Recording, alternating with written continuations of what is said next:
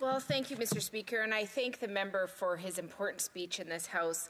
And it made me remember hearing testimony here in the House of Commons from former Chief Joe Alphonse, who talked about the fact that there were serious fires and everyone surrounding them from the non-indigenous community was talking to them in a very disrespectful way.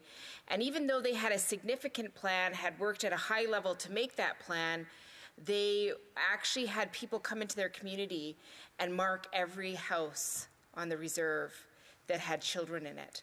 I'm just wondering if this member could talk about how colonial practices continue to harm Indigenous communities. The honourable member for Edmonton-Griesbach. Thank you very much, Mr. Speaker. And the story that the member from North Island Powell River mentioned is one that is present across the country, where Indigenous knowledge is so often thrown in the garbage as just this knowledge that these people have that is irrelevant to the facts of a natural disaster, that only science and its very narrow and empirical goals have the tools to address what we're seeing. As a matter of fact, the complete opposite can be true, where traditional knowledge has, for the better part of our country's history, protected this place, protected North America.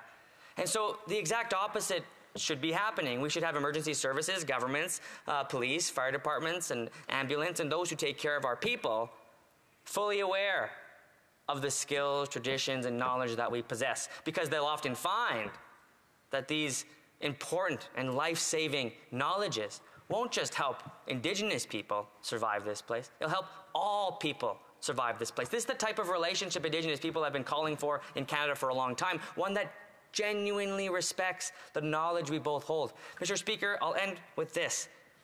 We are a young country. We have only recently welcomed settlers to this place. We must make use of the time we have now, and we must ensure that First Nations, Métis, and Inuit rights are paramount to our country's present, but more so our country's future. Our children are watching, Mr. Speaker. We owe it to them.